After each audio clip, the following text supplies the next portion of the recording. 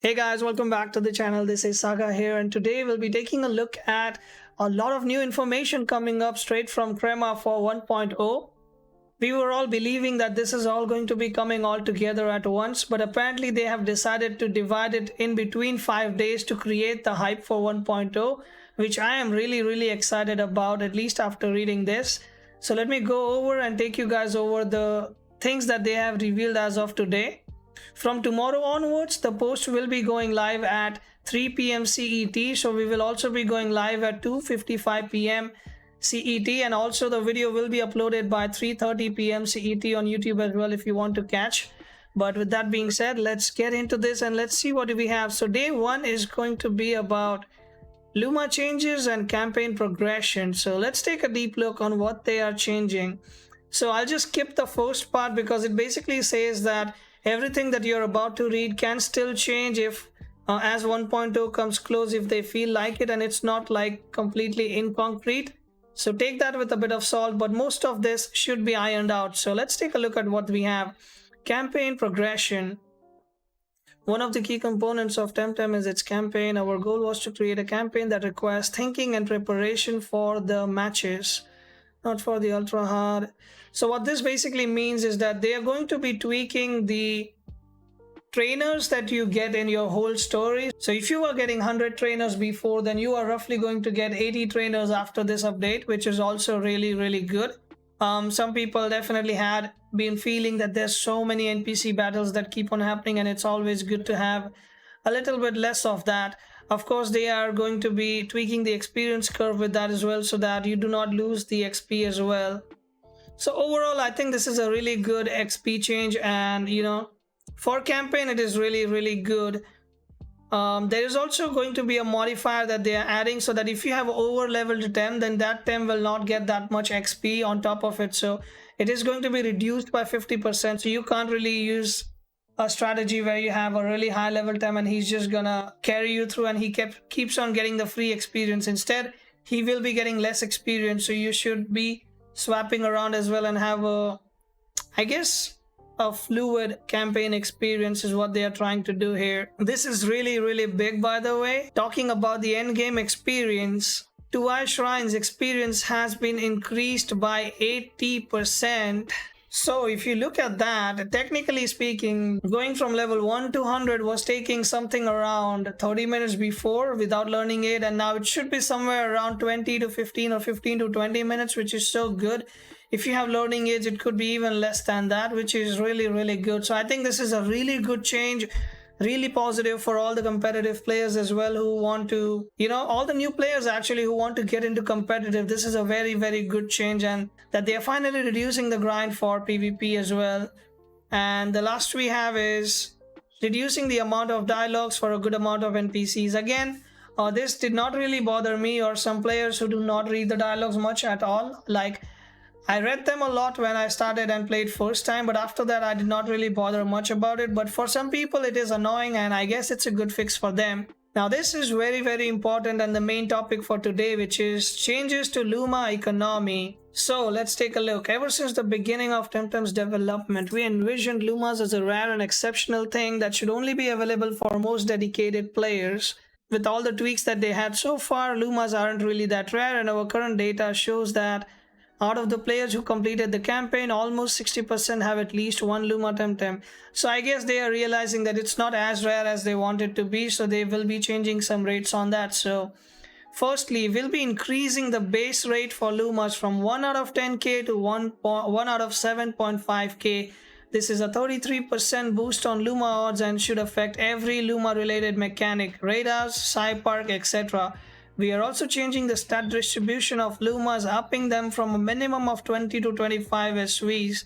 We've also included the speed in this minimum, effectively removing the speed curse for Lumas. Boy, this is something that people were looking for, and I cannot tell you the amount of people that I know that have been really annoyed that they got a Luma with 6 stats, all green, 40 plus, and then the speed is like 1 SV, and that is really annoying because you have to spend that many hacks to make it perfect.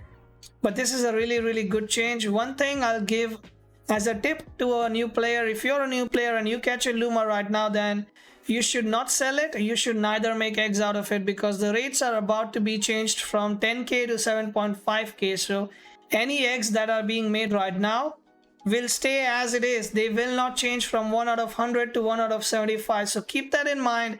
If you have a Luma right now with fertility, then keep it as it is till 1.0, and then after 1.0 you can make the eggs and they will be 1 out of 75 instead of 1 out of 100. So if you're a new player, take that as a tip. It's going to help you a lot. With the incursion of 𝗬𝗿𝗏𝗏, the name is pretty telling. So this, I believe, is basically a hack to reduce the stats instead of increasing it. So in some scenarios where you need a Naga like 𝗬𝗏𝗏, this bug is going to help you to reduce that SV down. So this is also a good change. I just hope that it is a single 𝗬𝗏𝗏 bug that you can use on any stat rather than it being 7 different things, because then it is diluting the loot pool even more. So I hope that doesn't happen. So now let's see what we have next. One of the most accessible ways, radar. So I guess they're talking about radars here. Radars will now always have unevolved forms. This way we can ensure you'll get the whole line as Luma if you decide to evolve it later. This is fantastic. Again, a thing a lot of people complained about. You used to do radars and the best odds were 300 to 400, right? And that's when the TEM was already evolved. So you're more than likely to get the evolved form, but you don't have the baby form of that TEM. So this is a really good change.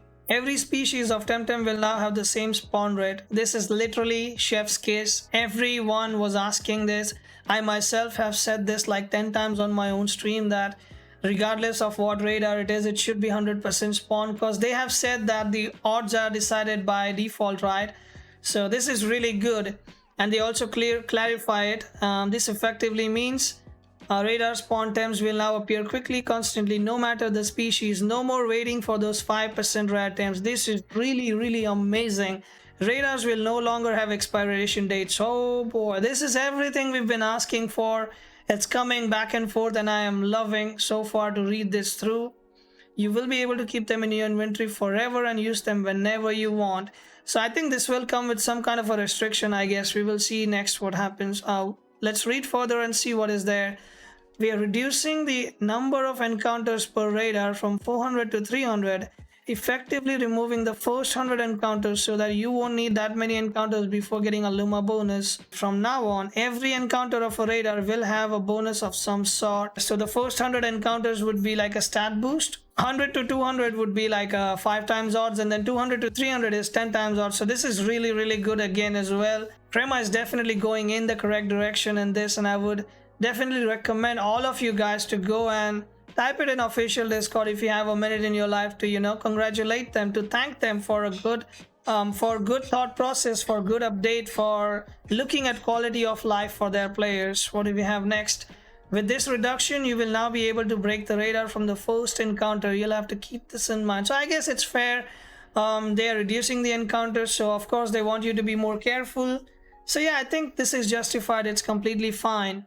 Last, since radars will be purchasable, like we said, you'll have to find out where on Thursday we are removing them from the dojo leaders loot. So again, I guess it's fine. You get to keep them permanently. You can use them whenever you want. So I guess it is fair that you don't get it from dojo leaders anymore. My guess would be that most likely it's gonna be like a store which you get from like Battle Frontier, or a system where you fight AI and collect some points, and then you can use those points to buy radars. And again, I think the store might be a little bit of an RNG in terms of everyone gets a different store, and you can still buy if you want, and it resets every week, you know. So everyone has a different store. They can buy if they want. If not, then they will it will automatically reset next week. It will probably also have like a guaranteed 5% into it, like 5% each week, something like that. I'm not sure. It's just a speculation, but I think that's how they're gonna do it. But I still like that. It's a nice thing to have that.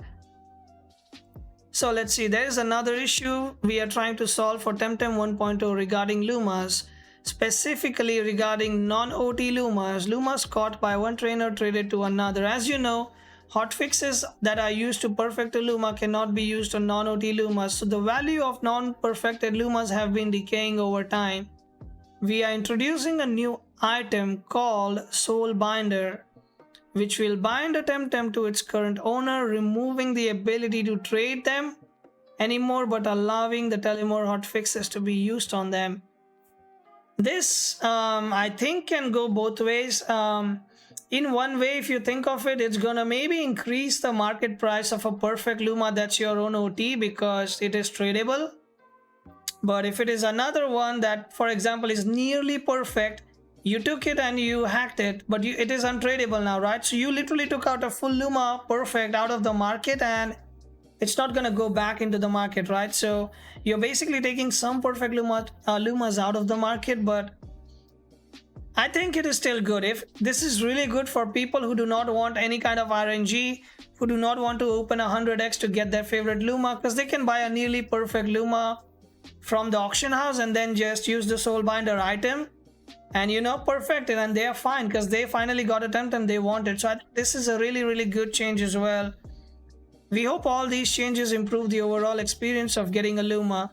We believe it will make a huge impact on the Luma availability, and while we are losing a bit of exclusivity we originally envisioned for Lumas, we are not too worried about that. We'll always have dark Lumas, right?